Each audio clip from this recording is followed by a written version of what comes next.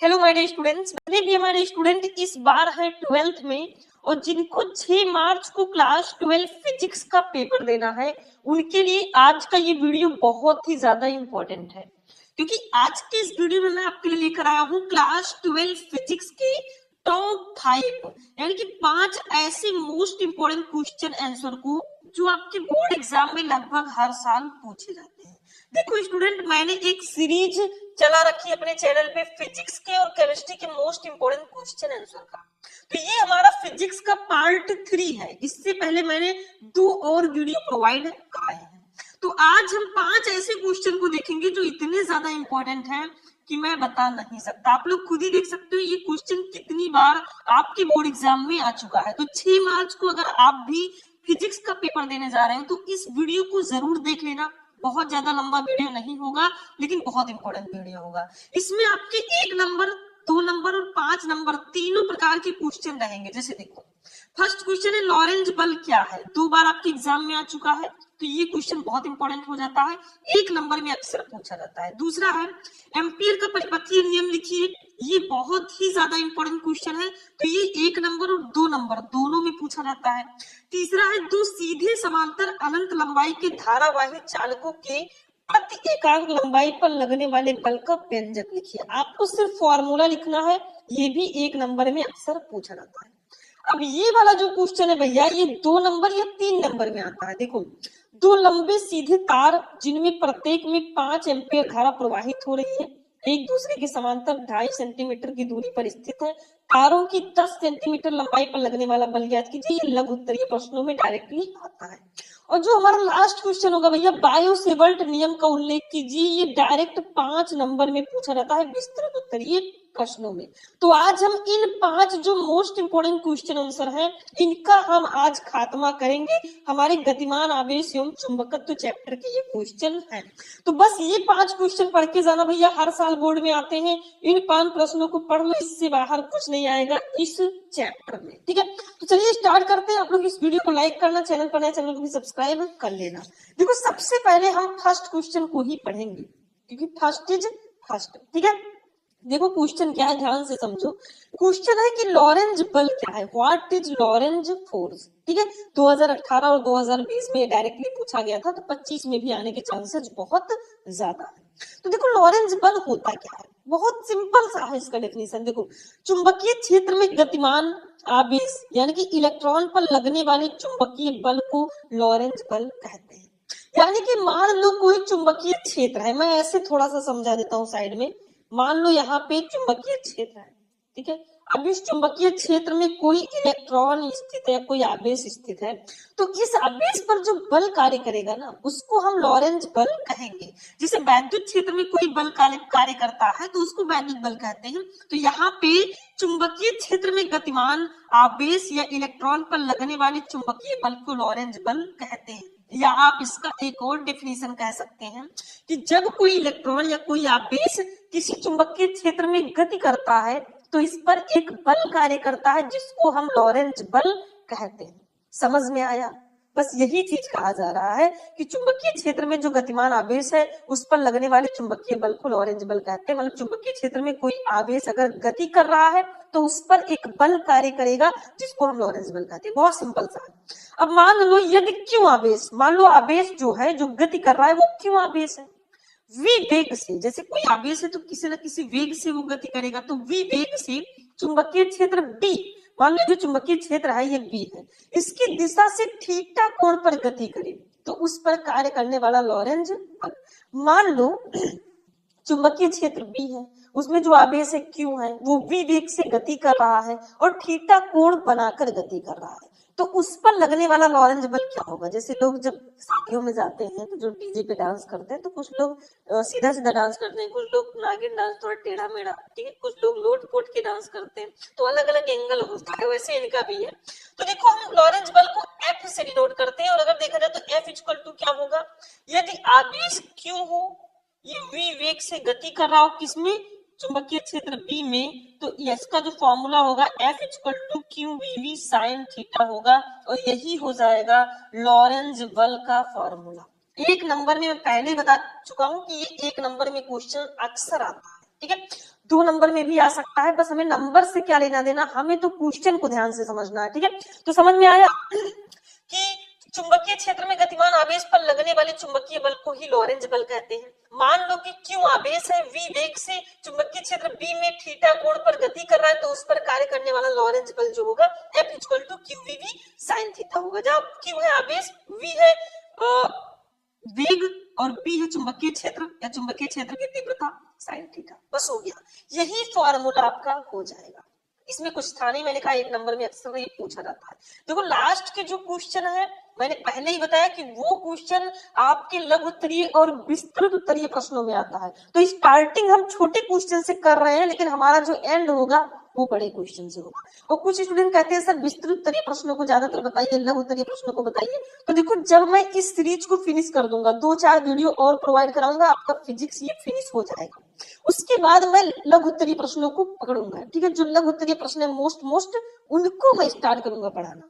तो अभी टेंशन बिल्कुल मत लेना, अभी जो मैं बता रहा हूँ उसको पढ़ो, फिर आगे चलकर हम लोग जो लॉन्ग क्वेश्चन है उनको भी डिस्कस करेंगे, नो टेंशन। ठीक है, दूसरा एम्पियर का परिपथीय नियम लिखिए। 2014, 15, 17, 18, 24 में भी आ चुका है।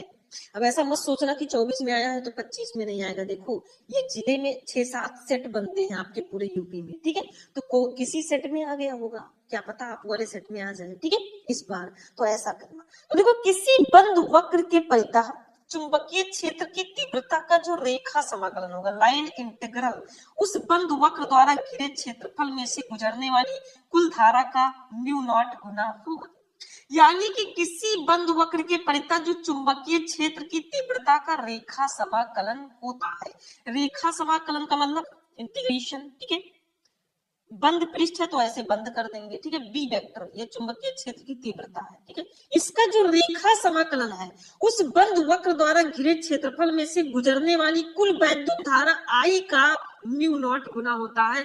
तो ये B vector dot dl vector, dl vector, dl है अल्पांश लंबाई जिसको हम लोग बोल सकते हैं, dl vector that gives out किसके बराबर होगा, कुल धारा का म्यू नॉट गुना, यानी कि आई का जो है ना वो म्यू नॉट गुना होगा। और यही हमारा होगा एम्पियर के परिपथीय नियम का फॉर्मूला, यानी कि close integration B vector dot dl vector, यानी कि चुंबकीय क्षेत्र की तीव्रता का जो रेखा समाकलन है वो उस बंद वक्र द्वारा घिरे क्षेत्रफल में से गुजरने वाली कुल धारा I का म्यू नॉट गुना होगा। तो close integration B vector dot dl vector equal to mu naught into I. अब आपसे कोई पूछे कि भैया बी वेक्टर क्या है, तो ये चुंबकीय क्षेत्र की तीव्रता है, डीएल क्या है, ये अल्पांश लंबाई है, म्यू नॉट क्या है इसको जान लो थोड़ा सा। म्यू नॉट है निर्वात की निरपेक्ष चुंबकशीलता, या निर्वात की चुंबकशीलता भी आप लोग बोल सकते हैं, निर्वात की निरपेक्ष चुंबकशीलता, चुंबकशीलता। ठीक है, आई तो आपको पता ही है धारा है। तो अगर एम्पियर का परिपथीय नियम पूछा जाए तो बिना किसी डाउट के उठाकर इसको रख दो भैया। 2 क्वेश्चन हमारी लिस्ट में से फिनिश हो चुके हैं, आप लोग खुद देख लो, फर्स्ट और सेकंड हो चुका है। अब हम लोग अपने थर्ड क्वेश्चन पर चलेंगे। देखो अभी मैं 2-3 क्वेश्चन जो स्टार्टिंग के हैं थोड़े से छोटे हैं, लेकिन जो 4th क्वेश्चन है, 5 क्वेश्चन है, ये क्वेश्चन समझना बहुत जरूरी है, क्योंकि 2 नंबर और 5 नंबर या 3 नंबर में ये पूछा जाता है। ठीक है, तो चलो इसको मैं हटाता हूँ और अपने लिस्ट के जो थर्ड क्वेश्चन भैया है इन पर चलते हैं। ठीक है, देखो तीसरा है 2 सीधे समांतर अनंत लंबाई के धारावाही चालकों के प्रति एकांक लंबाई पर लगने वाले बल का व्यंजक ज्ञात कीजिए। ठीक है, तो इसका फॉर्मूला जो है, व्यंजक लिखिए, तो इसका फॉर्मूला आपको लिखना है F upon L equal to, इसका फॉर्मूला होता है mu naught upon 4 pi into 2I1 into I2 upon R। ठीक है, ये होता है न्यूटन प्रति मीटर, इसका मात्रक होगा, क्योंकि बल है F बल है तो न्यूटन और L है लंबाई तो इसका मीटर हो जाएगा। ठीक है, तो न्यूटन प्रति मीटर, और यही फॉर्मूला हो जाएगा हमारा 2 सीधे समांतर अनंत लंबाई के धारावाही चालकों के प्रति एकांक लंबाई पर लगने वाला बल। ठीक है, क्योंकि आपको बताया ही गया है भैया कि 2 समांतर सीधा ये ऐसा कुछ तार है। ठीक है, इसमें जो है धारा बह रही है, एक में I1 धारा बह रही है, एक में I2 धारा बह रही है। इनके बीच का डिस्टेंस जो है भैया वो R मीटर है, ठीक है। तो R मीटर हमने कर दिया है। अब देखो क्या है, ध्यान से समझो फॉर्मूला क्या कह रहा है। जैसे दो सीधे समांतर धारावाही चालक है, एक में I1 एक में I2 धारा बह रही है, इसके बीच की दूरी R मीटर है। अब F/L क्या है? F/L है तार की प्रति एकांक लंबाई पर लगने वाला बल, F/L। म्यू नॉट तो पता ही, निर्वात की चुंबकशील। तो I1 क्या है? ये पहले चालक की धारा है, I2 है दूसरे चालक तार की धारा, मतलब दो सीधे समांतर अनंत लंबाई के धारावाही चालक है। तो पहले चालक में बहने वाली धारा I1 है, दूसरे चालक में बहने वाली धारा I2 है, और R जो है ये दोनों चालकों के बीच की दूरी है। तो आप लोग लिख देना ऐसे साइड में, ठीक है। F क्या है? F/L है चालक के प्रति एकांक लंबाई पर लगने वाला बल। I1 I2 पता ही है। R क्या है? I1 है पहले चालक तार में बहने वाली धारा, I2 है दूसरे चालक तार में बहने वाली धारा, I है दोनों चालकों के बीच की दूरी, दोनों चालकों के बीच की दूरी, ठीक है। ये R है। तो इसमें कुछ था नहीं, मतलब एक सिंपल सा हमारा क्वेश्चन था और सिंपल सा ही हमने आंसर दिया है। तो इसमें कोई प्रॉब्लम होना ही नहीं चाहिए क्योंकि इजी था, ठीक है। इजी था तो इजी था, ठीक है। चलो आगे बढ़ते हैं मेरे भाई। अब 4th नंबर क्वेश्चन को देखते हैं। ये क्वेश्चन जो हमारा है ट्रेंडिंग वाला क्वेश्चन है। मैंने बताया कि कई बार आपके एग्जाम में आ चुका है, लिस्ट में हमारे 4 नंबर पर इसको लिस्टेड किया गया है, ठीक है। तो इसको अब हम समझते हैं, उसके बाद में अपने 5 जो सबसे इंपॉर्टेंट आज का जो हमारा ये होगा क्वेश्चन, ये इसको देखेंगे, ठीक है। तो क्वेश्चन नंबर 4 को हम थोड़ा सा देख लेते हैं, इसको जानना बेहद ज्यादा जरूरी है। तो देखो क्या है, दो लंबे सीधे तार जिनमें प्रत्येक में 5 एम्पियर धारा प्रवाहित हो रही है, एक दूसरे के समांतर 2.5 सेंटीमीटर की दूरी पर रखे हैं। तारों की 10 सेंटीमीटर लंबाई पर लगने वाला बल ज्ञात कीजिए। 3 बार आपके एग्जाम में आ चुका है, ये काफी ज्यादा इंपॉर्टेंट है। तो आखिर इसमें है क्या? कुछ नहीं मेरे भाई, देखो दो लंबे सीधे तार हैं, एक हमारा ये ले लीजिए और एक हमारा ये ले लीजिए भाई, दो लंबे सीधे तार हैं, ठीक है। अब देखो जिनमें प्रत्येक में 5 एम्पियर की धारा बह रही है, तो अगर देखा जाए तो इसमें भी 5 एम्पियर की धारा बह रही है, 5 एम्पियर ए लिख देता हूं मैं, और इसमें भी 5 एम्पियर की धारा बह रही है, ठीक है। एक दूसरे के समांतर है, 2.5 सेंटीमीटर की दूरी पर स्थित है। इनके बीच का अगर डिस्टेंस देखा जाए तो आपको टोटल 2.5 सेंटीमीटर दिया गया है, 2.5 सेंटीमीटर, ठीक है। अब तारों की 10 सेंटीमीटर लंबाई पर लगने वाला बल ज्ञात कीजिए, मतलब तार के 10 सेंटीमीटर लंबाई पर लगने वाला बल आपको निकालना है इस तार के, ठीक है। तो एक काम करो, देखो फॉर्मूला यही वाला होगा आपका, यही वाला, ठीक है। फॉर्मूला यही वाला लगेगा, F/L = μ0/4 पाई into 2I1 I2 upon R। यही फॉर्मूले पर आपका ये न्यूमेरिकल लगेगा। लेकिन एक चीज यहाँ पे थोड़ा सा और आपको समझना है, ठीक है। तो देखिए इसको कैसे सॉल्व करेंगे, एक चीज और समझो, यहाँ पे जो फॉर्मूला है ना, इसको हम इस प्रकार से भी लिख सकते हैं, F/L = μ0/2 पाई। यहाँ पे 2 पाई अगर रहेगा तो ऊपर 2 से गुणा नहीं होगा, तब ये फॉर्मूला होगा μ0/2 pi into I1 into I2 upon R। ये फॉर्मूला होता है, लेकिन हमने ऊपर नीचे 2 से गुणा कर दिया तो हमारा कुछ इस प्रकार का फॉर्मूला आया था। अब चलो जो जो दिया गया है पहले उसको ध्यान से समझते हैं।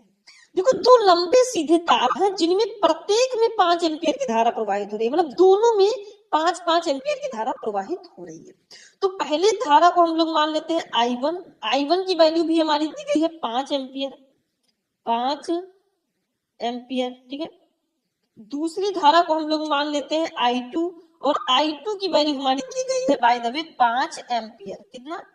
5 एम्पियर, ठीक है। ये हमारी धारा दी गई है, एक दूसरे के समांतर 2.5 सेंटीमीटर की दूरी पर स्थित है। देखो एक दूसरे के समांतर 2.5 सेंटीमीटर की दूरी पर स्थित है, यानी कि हमें यहाँ पे किसकी वैल्यू दी गई है? R की वैल्यू दी गई है। R की वैल्यू है 2.5 सेंटीमीटर। अब बेटा अगर आपको सेंटीमीटर को मीटर में बदलना है तो ये चीज मैं आपको पहले भी बता चुका हूँ, कोई नई बात नहीं है। मैं एक पेज में आपको समझा देता हूँ। देखो अगर सेंटीमीटर को मीटर में बदलना है, क्योंकि 100 सेंटीमीटर = 1 मीटर होता है, आप सभी को पता है 100 सेंटीमीटर = 1 मीटर।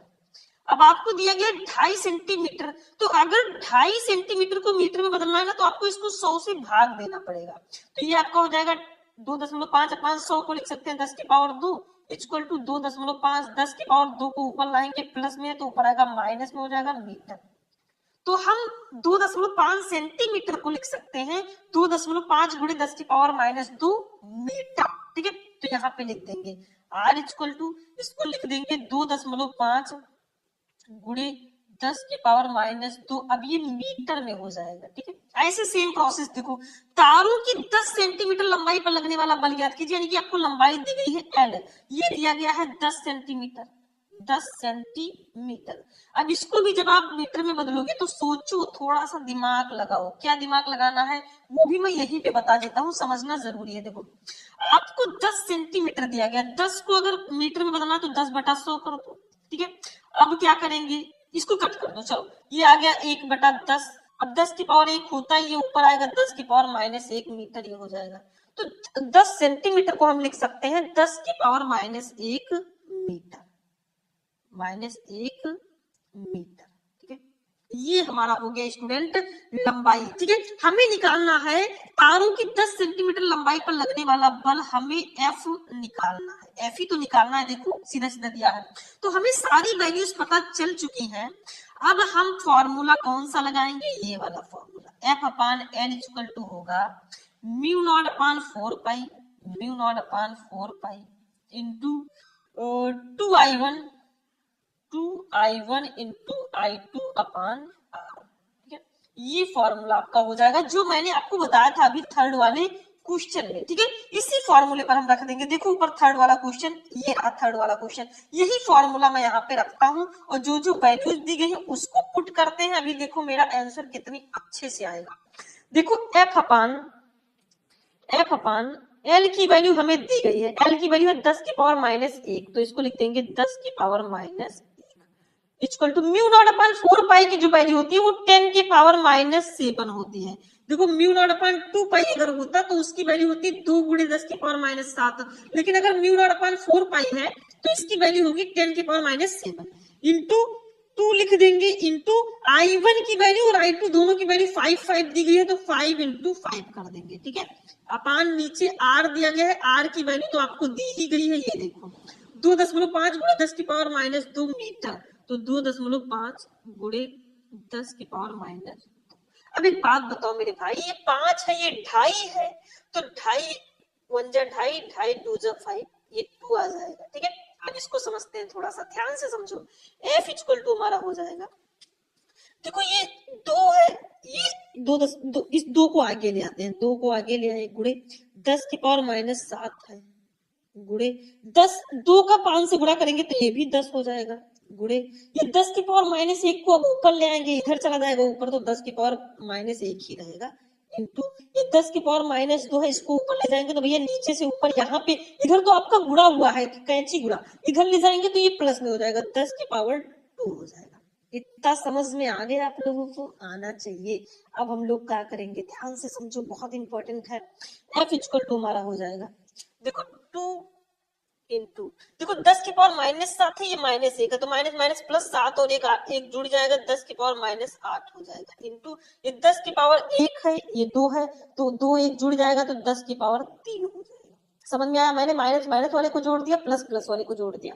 अब F इक्वल टू हमारा आया -3 रहेगा, यहाँ पे -8 है यहाँ पे। ठीक है, अब देखो F इक्वल टू आपका हो जाएगा, देखो 2 गुणे 10 की पावर -8 है, ये +3 है भैया, तो 8 में से 3 जाएगा क्योंकि प्लस माइनस माइनस होता है, तो जो अंक बड़ा है उसी का चिन्ह लगेगा। देखो अगर प्लस वाला बड़ा होता तो प्लस वाला लगता, तो 8 में से 3 जाएगा तो 10 की पावर -5 बचेगा और इसका मात्रक न्यूटन हो ही जाएगा, न्यूटन। तो आपका यही हो जाएगा मेरे भाई आंसर, बस यही आंसर हो जाएगा। तो इसमें कुछ था नहीं, बस आपको जो जो दिया गया था सब लिख देना, I1 I2 R फिर L हमने लिखा, बस मीटर में कर दिया है। फिर फॉर्मूला लगाया F/L equal to μ0/4 into 2I1 into I2 upon R। देखो कंफ्यूज बिल्कुल मत होना, यहाँ पे μ0/2 भी कहीं कहीं आपको दिखा हुआ मिलेगा, तो जब μ0/2 वाला फॉर्मूला होगा तो यहाँ पे 2 नहीं रहेगा, बस यही डिफरेंस है भैया, बाकी सेम है। चाहे जो फॉर्मूला आप लगाओ आपका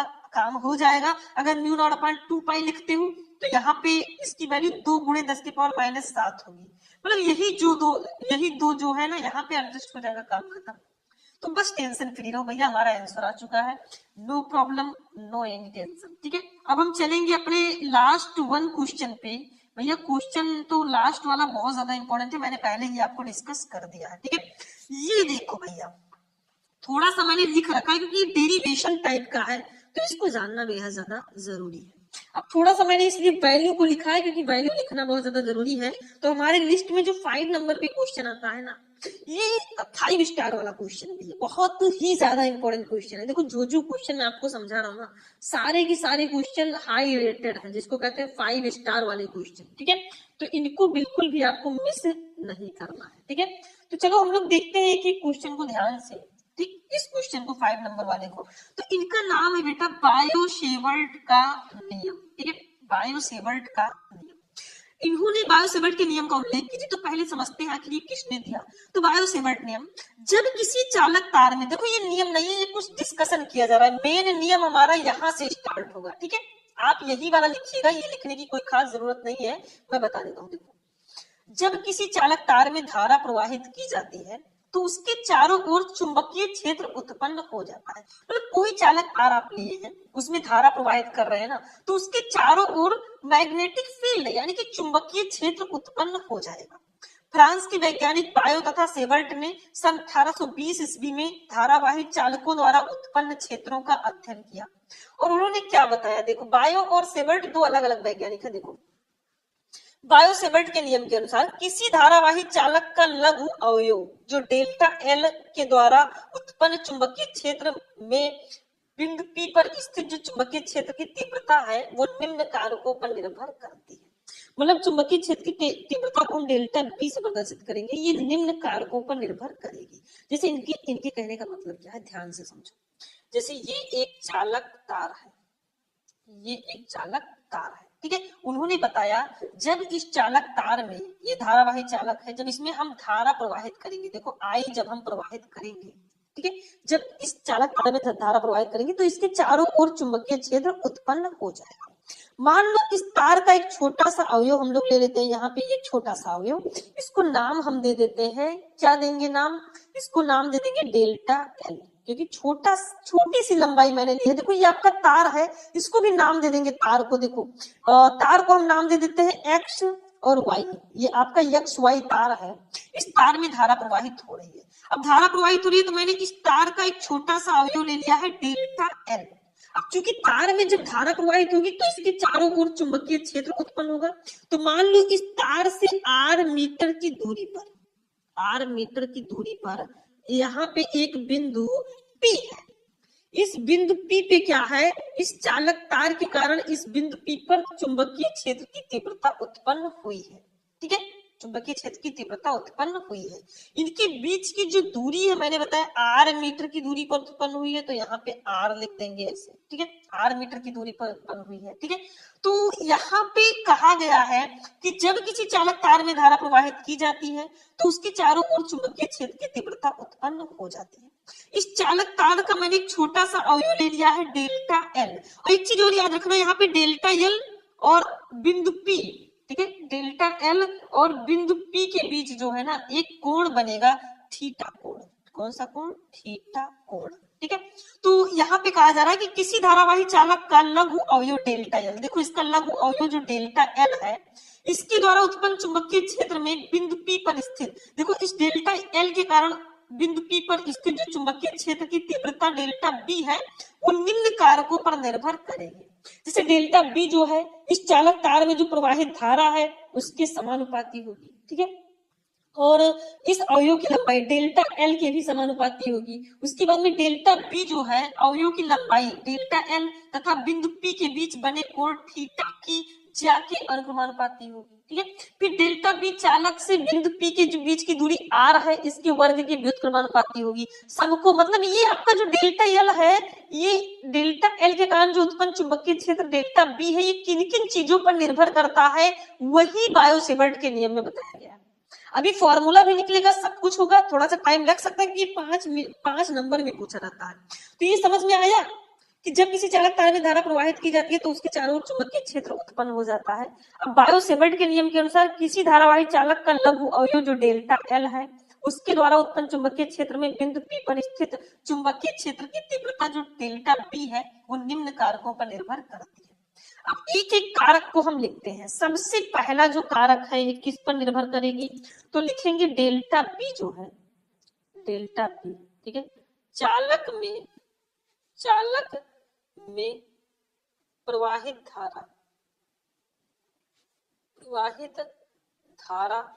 धारा कितनी है, आई, ठीक है।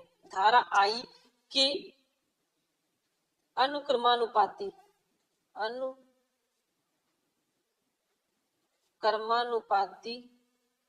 होता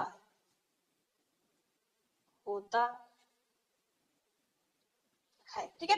तो डेल्टा बी जो है वो चालक में प्रवाहित धारा के अनुक्रमानुपाती होता है, यानी कि आप लिख सकते हैं डेल्टा बी ये समानुपाती है किसके, आई के, ठीक है। ये आपका हो जाएगा समीकरण नंबर 1। मतलब ये जिन जिन चीजों पर निर्भर करती है ना, यहाँ पे जो जो चीजें दी गई है सब पर निर्भर करेगी। तो पहले हमने धारा जो बह रही है उसके समानुपाती होगा, ठीक है। दूसरी कंडीशन को मैं समझाता हूँ आपको। दूसरी कंडीशन है कि अवयव की लंबाई जो यहाँ पे डेल्टा एल हमने ली है, छोटा सा अवयव, इसकी लंबाई के अनुक्रमानुपाती होता है। तो लिखेंगे अवयव की लंबाई, ठीक है। अवयव की लंबाई है डेल्टा एल, तो इसके अनुक्रमानुपाती होता है या समानुपाती भी लिख सकते हैं, दोनों सेम चीजें हैं। अनुक्रमानुपाती होता है, ठीक है। तो अवयव की लंबाई डेल्टा एल के अनुक्रमानुपाती होता है, ठीक है। तो यहाँ पे हम लोग लिखेंगे डेल्टा बी ये समानुपाती होगा किसके भैया, डेल्टा एल के। ये डेल्टा एल के भी समानुपाती होगा। अभी देखो 4 इक्वेशन बनेंगे, चारों इक्वेशन को जोड़ के हम लास्ट में अपना फॉर्मूला निकाल लेंगे बहुत प्यार से, ठीक है। बस समझो, जो चीज प्यार से हो सकता है वो भैया जबरदस्ती से नहीं होगा। चलो तीसरा क्वेश्चन, तीसरा इक्वेशन देखो। अब जो हमारा डेल्टा बी है वो इस अवयव की लंबाई डेल्टा एल तथा इस बिंदु पी के बीच जो थीटा कोण बन रहा है, इस थीटा कोण की ज्या के अनुक्रमानुपाती होता है। तो यहाँ पे अब हम लिखेंगे डेल्टा बी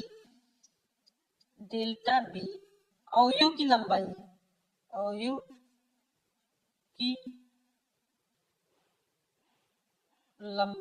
ठीक है, तथा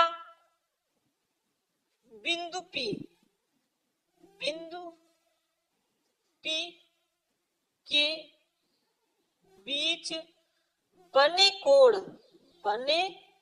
कोण। अब इसके बीच जो कोण बन रहा है ना भैया वो थीटा बन रहा है। तो थीटा की ज्या के अनुक्रमानुपाती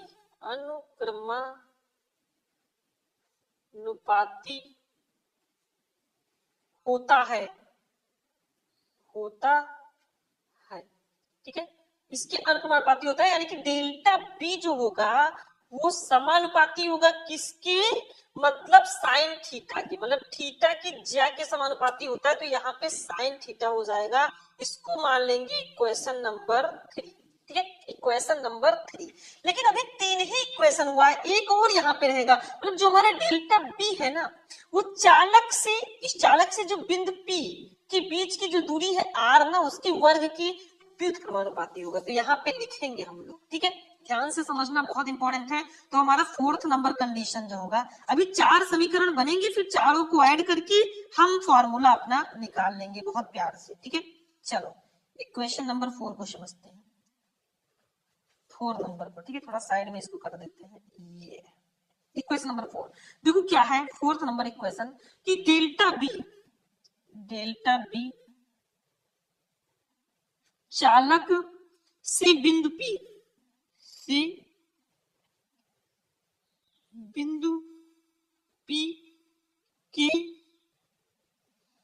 बीच की दूरी, अब बीच की दूरी जो है वो आर है। बीच की दूरी कितनी है, आर है, ठीक है। तो आर के वर्ग के वर्ग के व्युत्क्रमानुपाती होता है, व्युत्क्रमानुपाती होता है, ठीक है। यानी कि जो डेल्टा बी है मेरे भाई वो व्युत्क्रमानुपाती होगा 1/r², मतलब दूरी के वर्ग के व्युत्क्रमानुपाती होता है, तो 1/r² हो जाएगा। ये समीकरण नंबर 4 हो जाएगा। अब भैया चारों को हम मिलाएंगे, लिखो यहाँ पे समीकरण 1, 2, 3 व 4 को मिलाने पर,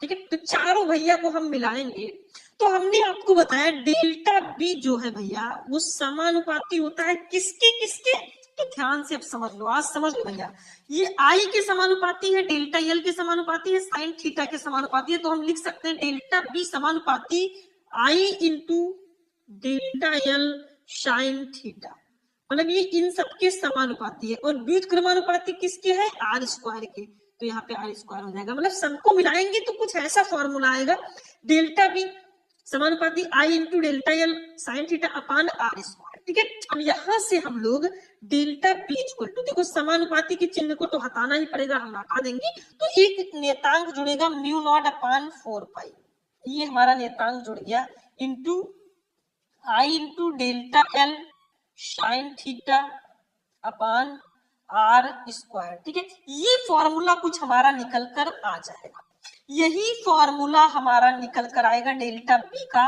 μ0/4π into I into delta L sine theta upon r²।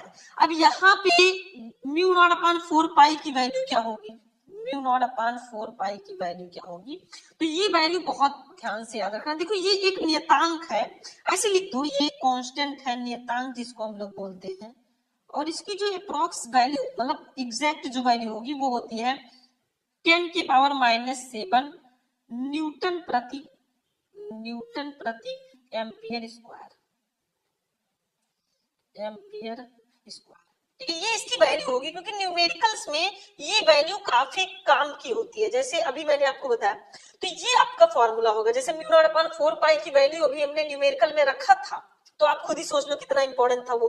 तो ये आपका, बाकी यहाँ पे तो सब पता ही है, μ0 है निर्वात की चुंबकशीलता, आई है धारा, चालक तारे में बहने वाली धारा, डेल्टा एल है अल्पांश लंबाई, r² है क्या, मतलब चालक से बिंदु P के बीच की दूरी, बस हो गया, ठीक है। अब यहाँ पे μ0 है निर्वात की चुंबकशीलता, μ0 क्या है, μ0 है निर्वात की चुंबकशीलता। देखो सारी जानकारी मैं दे देता हूं ताकि आपको बाद में प्रॉब्लम ना हो। निर्वात की चुंबकशीलता,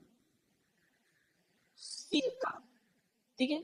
इसके बाद में पूछा जाए भैया कि μ0 की वैल्यू कितनी होगी, तो आप खुद ही निकाल लो। देखो μ0 की वैल्यू क्या होगी, देखो 4π को इधर लेकर चले जाएंगे तो 4π इंटू 10⁻⁷ न्यूटन प्रति एम्पियर स्क्वायर, ये μ0 की वैल्यू हो जाएगी भैया। क्या प्रॉब्लम है, अगर μ0 खाली दिया जाए तो ऐसे वैल्यू की लिख दो, इसमें कुछ है ही नहीं, ठीक है। ठीक, बस हो गया मेरे भाई, हो गया, ये आपका क्वेश्चन कंप्लीट हो चुका है। तो इसको थोड़ा सा अगर मैं चाहूँ तो आपको रिवाइज करना चाहूँ भैया, क्योंकि इंपॉर्टेंट क्वेश्चन है, 5 नंबर में बहुत बार पूछा गया, तो थोड़ा रिवाइज करते हैं। बायो-सेवर्ट नियम में बताया गया कि जब किसी चालक तार में धारा प्रवाहित की जाती है तो उसके चारों ओर चुंबकीय क्षेत्र उत्पन्न हो जाता है।